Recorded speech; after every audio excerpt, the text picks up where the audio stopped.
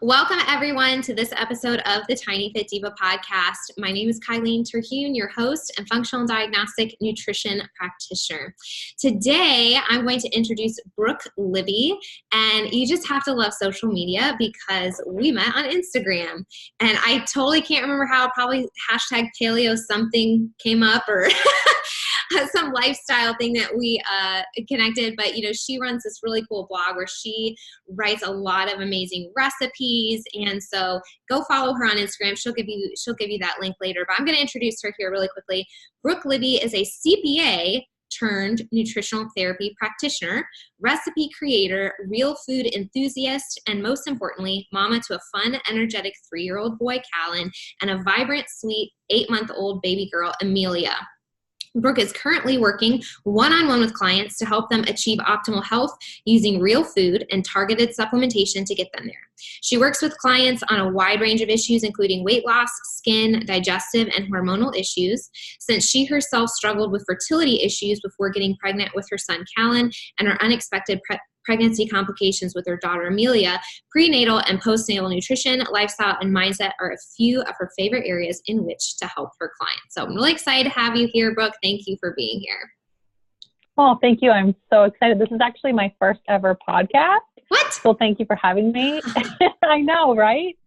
Everything I say is now permanently in the interwebs for all of eternity. So this is great. So don't mess it up, all right? Right? I know. The pressure.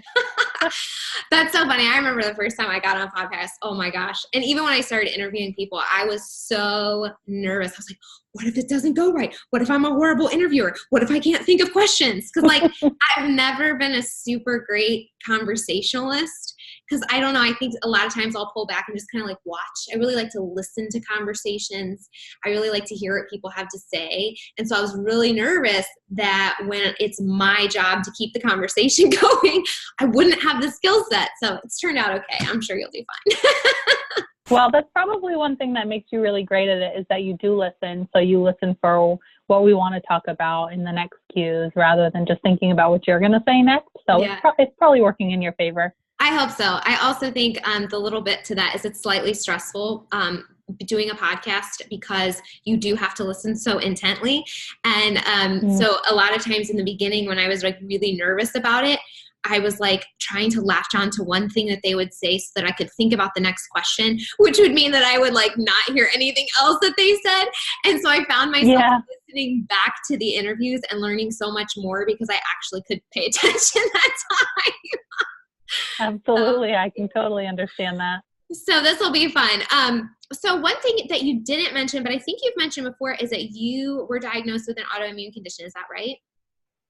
Yeah, I actually sort of self-diagnosed myself. I have psoriasis, and it came about before I got pregnant with my son during the whole preconception period, and it first showed up on my hands and then sort of spread to my elbows and my knees. It ended up on my face. I had it really bad right here above my eye, and I couldn't wear makeup anymore, and I couldn't submerge my hands in hot water. It just hurt so bad, and I have a little bit of it right now because I've been I'm going to retest my food sensitivities, so I've been eating all the things that I know I shouldn't be so that they'll show up on the test if I'm still sensitive. But I went to a conventional dermatologist to see what it was. I thought it was either psoriasis or eczema. I wasn't sure. And what they told me was, it's psoriasis. We don't know what causes it. And here's a prescription for 2 creams that you can put on daily to take care of it, to treat the symptoms. And, the creams were $200 a piece. And one of them I couldn't touch my genital regions with it. The other one, I couldn't touch my eyes because there's a risk of glaucoma. And I'm thinking at the time I'm trying to get pregnant, and it's well, how do I not touch my boobs if I'm breastfeeding? Or, there's just all these questions. And so I just decided not to take them. And I ended up going to see a naturopath, and she ordered some food sensitivity tests for me. And it came up that I was sensitive to all these foods, healthy foods, but they just weren't healthy in my body. So it was gluten, eggs, dairy, and almonds. So you think gluten, a lot of people would consider that maybe a not so healthy food. But eggs, dairy, and almonds can be really helpful foods for some people. So I ended up cutting those out. I also, stress is a big factor for me with my autoimmune conditions. So I worked a lot on my stress reduction, lifestyle stuff, and changed out all my beauty products. And, you know, it went away. So I just learned that food can be medicine. The way we live our lives can be medicine, and that you don't need to take the advice of your medical doctors if it doesn't work with your lifestyle. That's so true. And it's so interesting how many people have very similar stories to that. I had rosacea, like 5 years ago or something like that. And this was a period of time where I was going out for like, TV commercial auditions and like, you know, trying to be like an actor, like stuff like that. And so, you know, what do you get on your headshot and your video audition? And I'm like, oh, I have these red itchy bumps all over my face. What am I going to do? And I went to the dermatologist and he was like, you have rosacea and here's a cream. Exactly the same situation. Here's a cream and you're just going to have to live with it, you know? And I was like, all right. And at that time I didn't know anything that I know today. And fast forward a little time, changed my diet, started kind of progressing this route, and it went away. And it wasn't even like I was trying to get rid of it. It just went away. And then I looked back later and I was like, oh my gosh, that was gone. And then I was watching TV the other day and there's this commercial. I don't know what it was, some prescription for skin or psoriasis or acne or something. And the side effect was like IBS. And I was like, I know. Oh my gosh, let's switch out inflammation in your skin for inflammation in your colon and your intestines, because that sounds fun. Right. Like let's just trade one bad thing for a worse symptom. Yeah, it's amazing. It's amazing how impactful changing your nutrition can be. It's just so life-changing. So you've had some other troubles too. You had the skin issues, and you had some fertility troubles with both children, correct? So can you share? Well, yeah. So this was all kind of happening at the same time when I was trying to get pregnant with my son, Kylene. And I think that the stress of that, trying to get pregnant, played a lot into my autoimmune condition as well. Just month after month, you know, doing the thing and then nothing happening, getting false negative pregnancy tests. And, you know, that does a lot to your psyche and your mood and just feeling the pressure every month and every cycle, and not really understanding my cycle enough. So kind of feeling a little bit out of control and in the dark was really stressful for me. So after about 6 months of trying to get pregnant, I went and saw my OBGYN, and she immediately put me on Clomid, which is a fertility drug.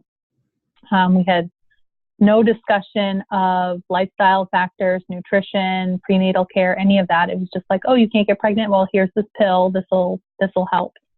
So, you know, over 3 years, I worked with her and then progressed to actually a fertility center where I did more involved fertility treatments, including like injectables into my stomach and intrauterine insemination, and none of it worked. My cycles my entire life have been totally whacked.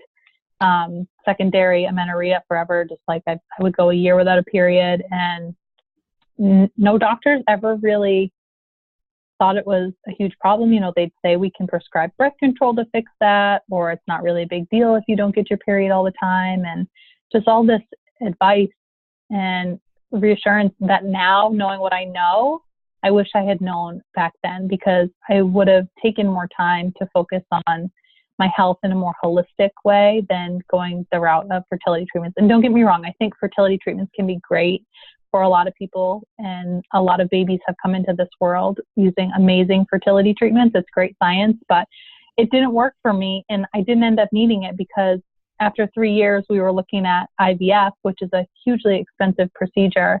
We were also building a house at the time and living with my father-in-law. So if you know anything about fertility treatments, there's a specific window where you have to be available for each other. And living with my father-in-law, I was like, I don't know if we're gonna, you know, have that window. So let's not spend thousands of dollars just to have, you know, the opportunity not be there. So we decided to take a break till we were in our new house. And I think it was 2 or 3 months after we decided to take a break, I got pregnant with no help, no fertility drugs, just the good old fashioned way. Wow. So yeah. And then with my daughter, so during that time, that's kind of when I found nutrition, and I found paleo and sort of really took a deep dive. I'm very type A, so when I find something, I just like go all in. So I totally cleaned up my diet. My cycles, I gained probably a healthy 10 pounds. I've never been super underweight, but my body's just one that feels more safe and healthful when it has a little bit of extra body fat on it. So I gained a good 10 pounds, and I didn't do that by eating pizza and French fries. I included some healthy fats and, nuts and all kinds of really good fruits, and wasn't really avoiding anything except for processed foods, hydrogenated oils, all that kind of stuff you learn about if you've ever done a Whole30. I think that's a really great program that kind of teaches people what to avoid and the whys. So I got pregnant, and then with my pregnancy with Amelia, I got pregnant. I had a miscarriage, but then I got pregnant with her 20 days after a miscarriage. So both the baby that we lost and Amelia it was very easy to get pregnant. And I think it's because I had done so much work on my nutrition and my mindset and my stress in the 2 years between when I had Kylene and when I got pregnant with Amelia. Wow. So the two major life changes for you was really stress relief and nutrition. Mm-hmm. That is so crazy. Wow. And you hear other stories about that too, where people go into fertility treatment and then they take a break and it's like the stress is gone because they decide to take a minute and they get pregnant. So I think that's a huge, huge thing for people. And I mean, yes. just and everybody tells you that when you're trying to get pregnant. They say, when you stop thinking about it, it'll happen. And at the time you're like, yeah, okay, I'll just stop thinking about this thing that I've wanted my entire life. Like my main goal in life is to be a mom. Yeah, I'll just forget about it and it'll just happen. But it's so true when it's not your focus, and I was stressed about a lot of other things. We were building a house at the time. I was working as a CPA. It was tax season. So I was working like 60, 70 hours a week, but I was focused on that and I wasn't focused on getting pregnant, and it just happened. Yeah, I was going to ask you about that transition too, because I started out as an opera singer and ended up as an FDN. You started out as a CPA and ended up a nutritional therapy practitioner. So was that transition partially like throughout your pregnancies and wanting to stay home more, or what kind of worked out there for you? Yeah, there was a whole lot of different factors. And I think it's kind of sad that they don't, or at least where I grew up, they didn't offer nutritional studies or any kind of nutrition programs in, elementary through high school, or even at the college that I went to, it wasn't a big focus. So it wasn't something that I really was aware of that you could make a career out of at the time. But I've always been very health conscious and grew up with a mom who was pretty health conscious. Not necessarily like a paleo way of eating, but she was always exercising and pretty active. And so when I went to college, I was good at business and I was good at accounting. So I just kind of followed that career path. I got an internship at a CPA firm. They offered me a job, and I just sort of like climbed the corporate ladder there for 10 years to the point where I was just burnt out. Tax seasons are tough. Anyone listening who is a CPA, either doing auditing or accounting or even at a private firm, will understand you're working hours that aren't under your control, and you're working a lot of them, and the environment is not one that's very conducive for health or healthy eating, not a lot of time for exercise. So after I had Kylene, I just decided that it wasn't worth it for me anymore. I was making a really good salary, but I was missing out on so much time with him. And so I had already started my blog, and so it was a hobby, and I just decided, we have the opportunity to see if we can have a real go at this. So I decided to leave my job, knowing that I can always go back to being a CPA. My license is still active. So that made it a little less scary. But yeah, I just dove in, and it's been great ever since. So what ended up making you, she runs a really great blog, and she has all these beautiful recipes. I look at the pictures you take, I'm like, man, I wish I could make my food look that pretty. Someday I'll figure it out. But the recipes just look amazing. And then you transition into wanting to dig a little deeper. And so you got your a nutritional therapy practitioner certification. So what got you into that? Well, I initially started the blog because I was just missing a creative outlet at work, working on a computer all the time. And I really love sharing nutrition information because it's helped me so much that I love to see how it can help other people. And, you know, my blog is a really good way to do that, but I can't go as in depth in a blog article as I can working one-on-one with someone with their individual issues and their specific goals for their health. So that was really the push. I just wanted to be able to help as many people as possible with what I know, how I learned the hard way, and help people kind of navigate their own health journeys in a little less of a trial and error way with someone who's been through it. So I heard about the Nutritional Therapy Association and fell in love with their philosophy. They focus on real food and finding the root cause of disease and deficiencies and using real food as medicine. So it was just exactly what I was looking for. And they had a workshop in Boston, which is about an hour and a half away from where I am. So it was doable. My son was at an age where it was okay that I could leave him. There's a couple workshop weekends you have to go to for that program. So I could leave him for the weekend with his dad, and my mom helped out. And it actually ended up, I was pregnant at the time with Amelia going through the program, and I actually had to miss my last workshop weekend and my finals because I was in the hospital with her, which we can talk about. I was on bed rest, but they were so great and let me postpone my finals until, you know, we were back at home and settled. So I can't say enough about this program and the people who run it. And it's just been such a blessing in my life. And to find your tribe, these people I went to nutrition school with, it's amazing. You know, I have friends that I've had since I was a little kid, and family and cousins and all that. But to find people who absolutely think the same way you do and live the same kind of lifestyle that you do is amazing. So that's been such a blessing in my life. Yeah, that's awesome. I love that. So yeah, let's talk a little bit more about Amelia, because you changed your lifestyle, you changed your nutrition, you were able to get pregnant a second time, but then you did have some complications with her, and that was pretty difficult. Yeah. So, you know, you think that I've done everything right. I've taken all the prenatals. I'm exercising. It was easy to get pregnant with her. My hormones are great. Like, I had an amazing pregnancy with Kylene. So I thought, this is great. My pregnancy with her is going to be exactly the same. And it was great until it wasn't.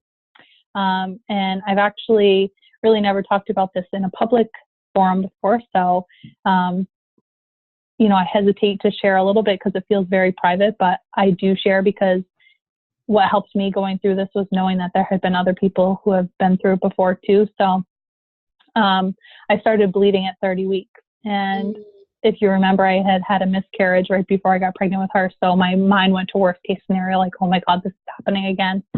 So we called my mom. She came over to stay with Kylene, and my husband, thank God he was home. He's a lobsterman. So some days he's offshore, you know, hours away, can't be reached by cell phone, but thankfully this day he was home. So he brought me in to the hospital, and we had there's two main hospitals near where I live, and we had chosen one that's feels a little bit, it's not a holistic hospital, but it feels a little bit more holistic, a little less medical, and you have a little bit more say over what goes on. So we went into that hospital to see my doctor.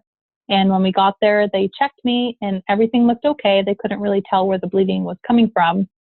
And they were just going to send me home to monitor it on my own.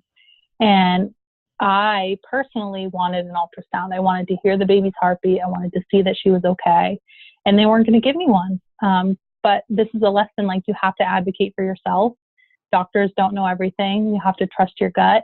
And if you want a procedure, you have to really push for it. And so we ended up getting one. And so they gave me an ultrasound, and we heard the heartbeat, which was amazing. So we knew that she was still okay. And they still couldn't find what was causing the bleeding. So I sat up from the ultrasound table and, like, bled out. There was blood everywhere. You could see it on the nurses. The nurse's face just went white. She called to other nurses. They all came in, hooked me up to all kinds of different TVs and beeping and different wires and stuff. And at that time I started having contractions. So I thought my baby was coming at 30 weeks. So they decided that they were going to send me over to Maine Medical Center, which is a bigger hospital, and they have a neonatal intensive care unit. So that was the best place for me to be if Amelia was coming that day at 30 weeks. So we waited an hour for an ambulance to come and get me, to take me on a 5-minute ride to the next hospital, which was agonizing. And when we got there, the doctors at Maine Medical Center did another ultrasound, and they immediately found that I had a placental abruption. Wow. What that means, for those who don't know, is that my placenta was pulling away from my uterus, which is a problem because the placenta is what gives the baby oxygen and nutrients. So if that's not intact and the baby's not growing and getting oxygen, it's very dangerous for both the mother and the baby. So it was an emergent situation at the time. So luckily they were able to give me some medication to stop my contractions and stop the labor from happening. I was also able to get some steroid shots that help Amelia's lungs grow in case she were to come very soon. And they just decided to keep me there for a couple of days until the bleeding stopped. And once the bleeding stopped, I'd be able to go home and just take it easy, have bed rest at home, and come back if any bleeding started again. So long story short, the bleeding never stopped. So I was there for 3 weeks on bed rest, which was unbelievably difficult, especially having my son at home. And then at 33 weeks, my water broke and we had an emergency C-section, and Amelia came, but she's a little miracle baby, and she grew like crazy in there over those 3 weeks, and she came out screaming and didn't need any respiratory help. So little girl just needed to spend a few weeks in the NICU growing, and then she got to come home with us. So Wow. It was quite the journey. Yeah. First of all, it's amazing how our bodies like know when something's wrong, that like had doctors not been there, your body was basically saying this is a problem, your baby's not going to survive, so I have to birth it so that you have the best chance of survival, which is kind of incredible if you think about it. And then the technology that they have now to be able to save you in that situation and to save the baby. I mean, it's so cool what they can do now, which is just so exciting. And wow, man, that's a long time for you to be chilling out, waiting to give birth. That must have been hard. Yeah. And I think coming from the space where both you and I come from, where we focus on alternative methods of taking care of ourselves and seeing different kinds of practitioners like naturopaths and acupuncturists and all this stuff, to go into a situation where it's just like all hands on deck, like all the most advanced medical technologies that we have, it sort of throws you for a loop. But at the time, I was so grateful for all of it, because there is a time and a place for Western medicine, and that's exactly it in emergency situations. There was nothing I could have done differently to set myself up to not have that happen. There's a whole bunch of risk factors that play into having a placental abruption. I have none of them. So it's really just one of those things that we're not really sure why it happened, but it did. And I'm thankful that I live very close to the hospital and that I got to go to the place where I had some of the best medical care in the country to take care of me and Amelia.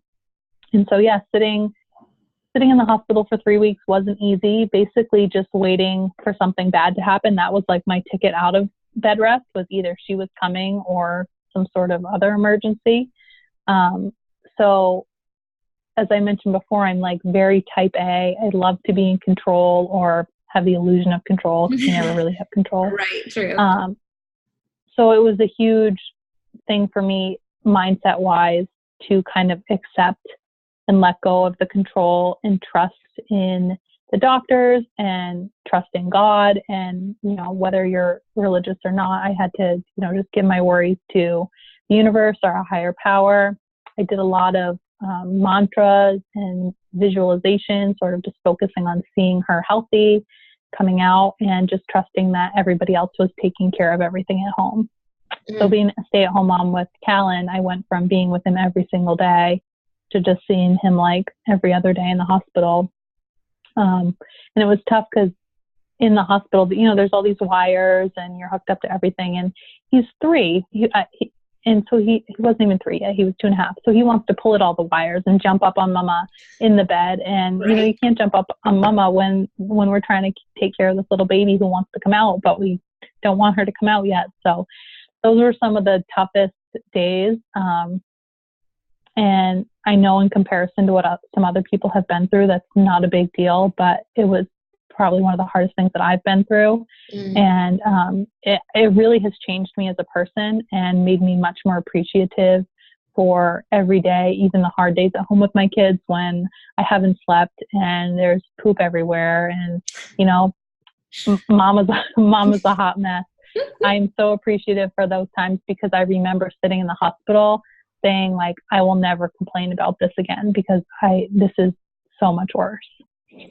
So what was your healing process? Like, what was it like after you gave birth for you physically and then of course emotionally too? What was that like for you? I think the physical part was the easier part. So I had a vaginal birth with Kylene and we tried for a vaginal birth with Amelia, but while I was laboring, her heart rate was dropping dramatically. So we did have an emergency section.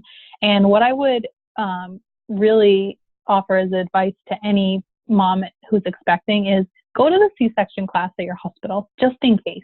Because I wasn't expecting to have a C-section. I didn't want a C-section, but it was my reality. And I'm so glad that I went into it knowing what to expect because it's a big procedure. It's kind of scary. There was like 100 people in the room, not really 100, but it felt like 100.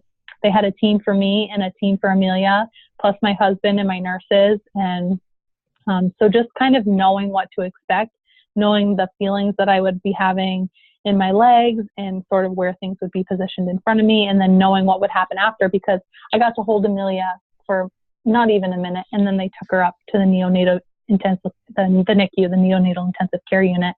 And had I not known that in advance, I think that would be really traumatic after just going through surgery and then somebody takes your baby away. So I would advise any pregnant mother listening, just go to the C-section class. The worst thing is that it was a waste of a couple hours that you spent, getting to know a procedure that you never need.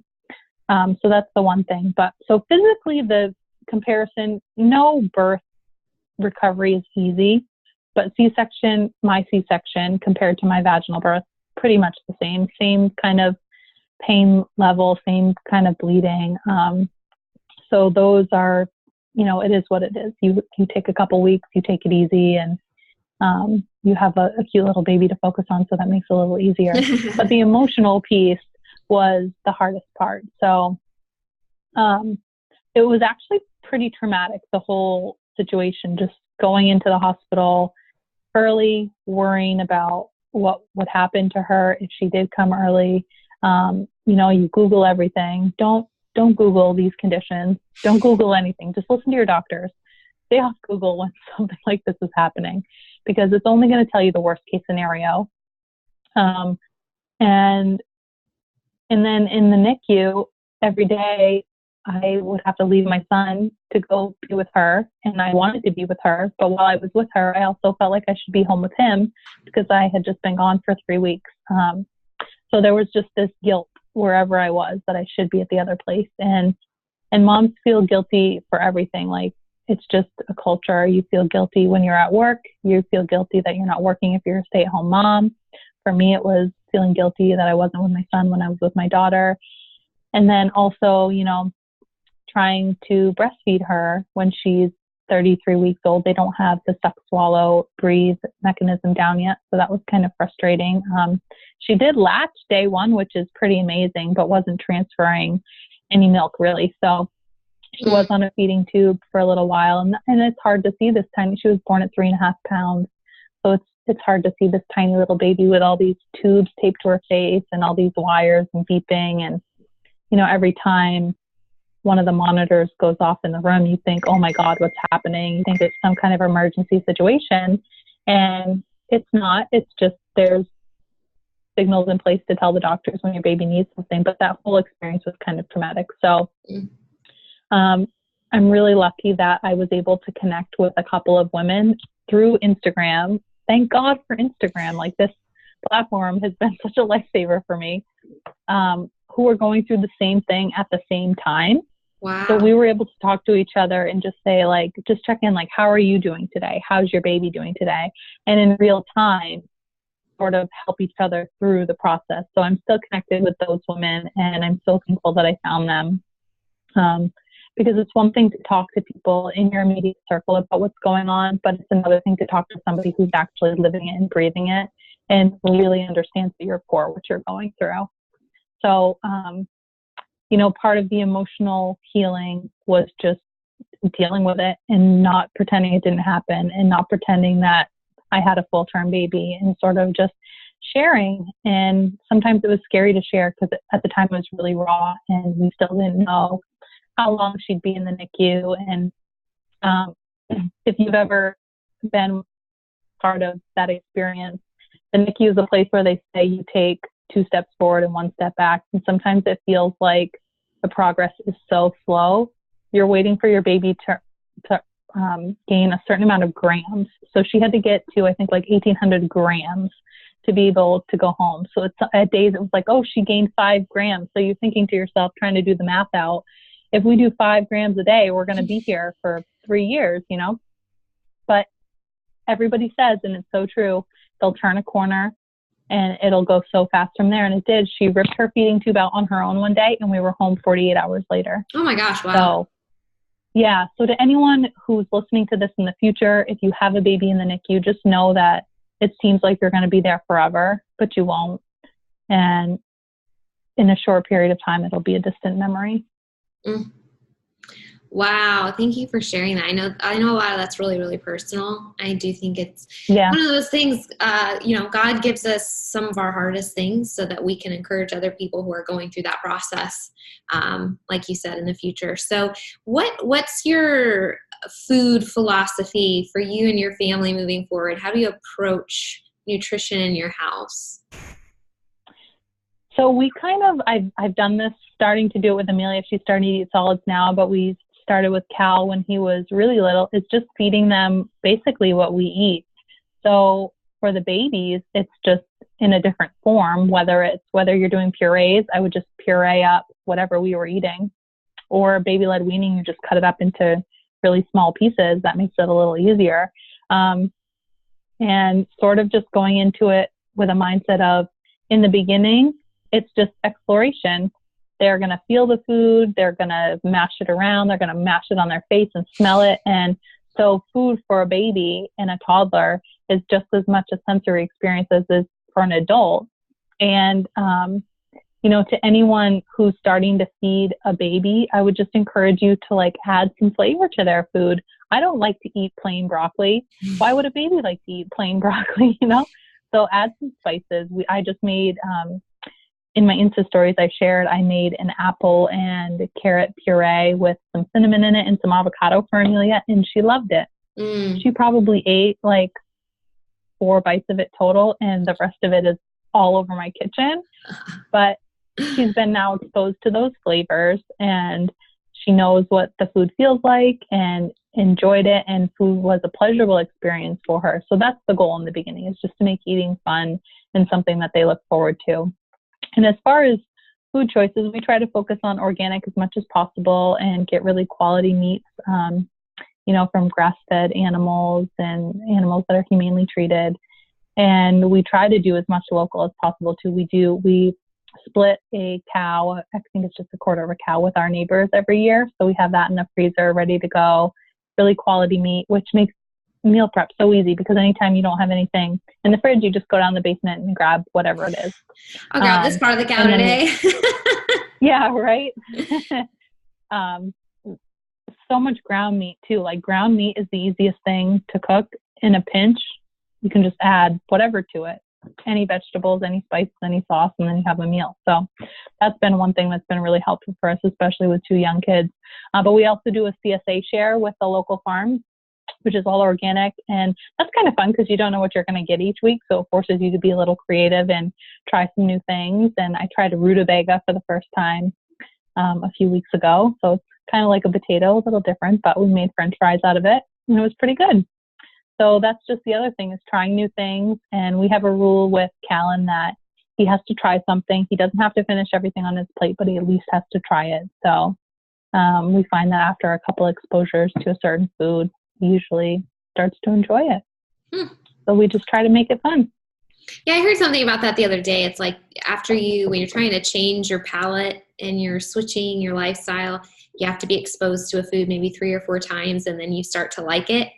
So don't worry if it's not your favorite thing the first time you taste it, but keep plugging along and try.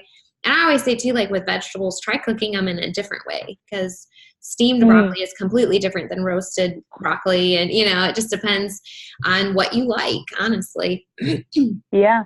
I asked my mom the other day, I was like, Mom, how come when we were little, you never roasted vegetables for us? They were always steamed. And it's because we're a product of the generation of everybody who was afraid of fat from all the lies that were, out there from the government, and everybody who thought that fats cause heart disease. And now we know that that's not necessarily true. It's the type of fats and how you're cooking and what you're cooking with. So I definitely encourage people, if you've been steaming your vegetables, try roasting them. I crave those kind of vegetables, and that didn't happen overnight. As you said, as you change your palate, you start to crave more healthy foods and appreciate the flavor of real food a little more. Yeah, absolutely. And then shaking it up between raw and cooked in different ways, you get different nutrients from the different forms. So it's always good to get as much variety as you can. Go to the grocery store, look at the produce aisle, find something you haven't tried before, Google how to make it. That just makes it a little more fun. It's a little adventure you can do. Go to a different grocery store, try something new, do a CSA or a farmer's market, like you said. But it can be fun. So trying to make it fun. So, Brooke, for other moms who need encouragement or recipes or are interested in dialing into their nutrition with you, where can they find you and connect with you? Yeah, so I have a website. It's www.brookelibby.com. And that's where I have my blog, my recipes, and also a listing of what I offer to work with clients one-on-one. So there's a bunch of different packages depending on what someone might need, how long they might think they need to work with me. And that's something that I offer a free 15-minute phone consultation. So if anybody wanted to just chat and see if they think I could help them or gauge kind of what I think that they would need for services, that would be the best place to check. And as a nutritional therapy practitioner, I work with people on food choice, food sensitivities. I also have a really cool technique called the functional evaluation I can do for people who are local. And that's just kind of a hands-on technique that lets me tap into the body's innate wisdom to sort of see what kind of additional support the body needs, either through real food or some targeted supplementation.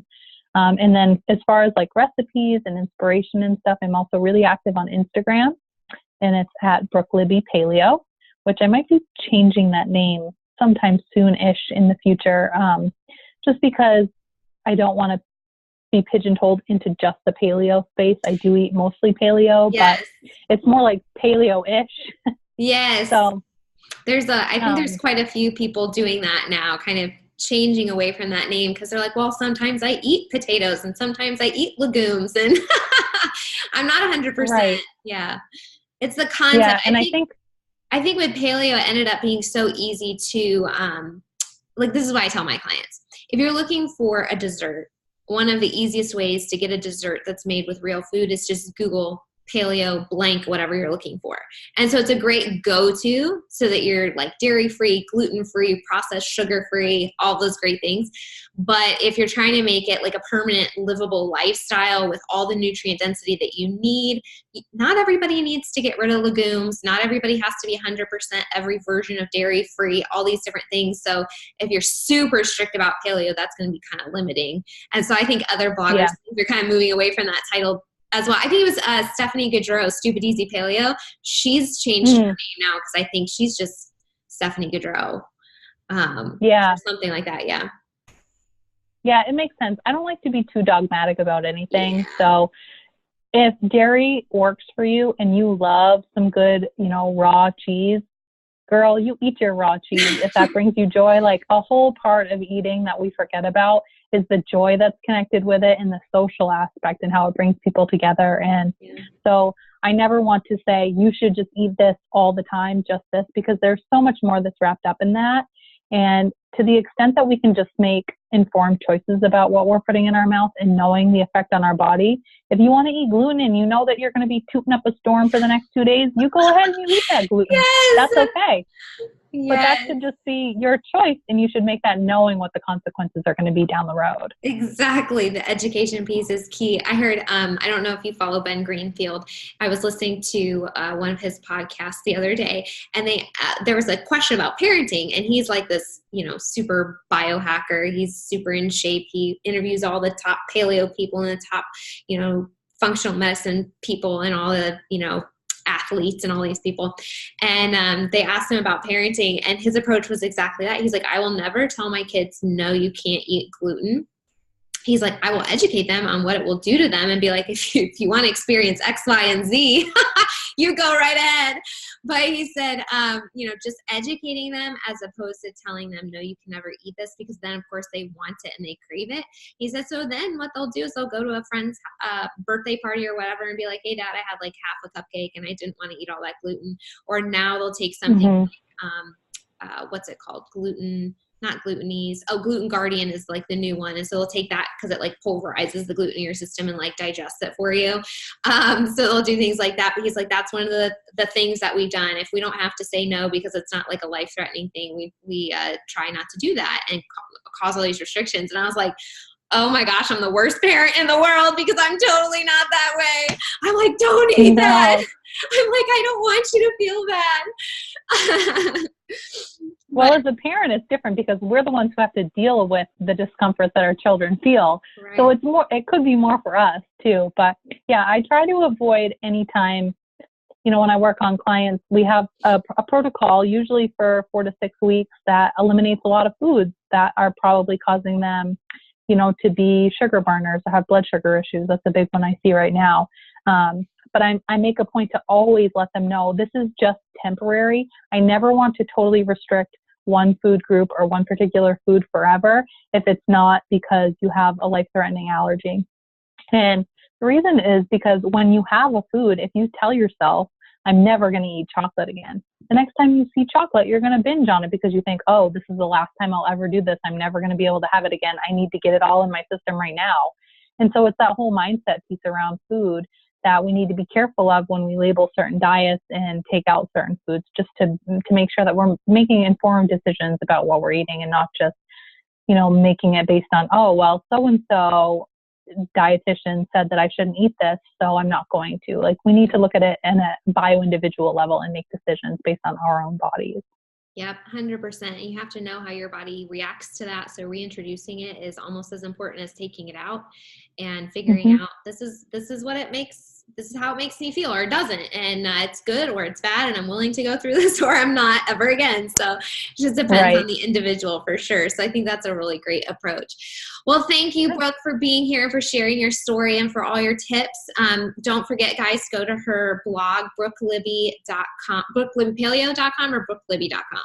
Just brookelibby.com. brookelibby.com, and then Brooke Libby Paleo, that may soon be changing on Instagram. Yeah. Thanks, Brooke. Thanks for having me.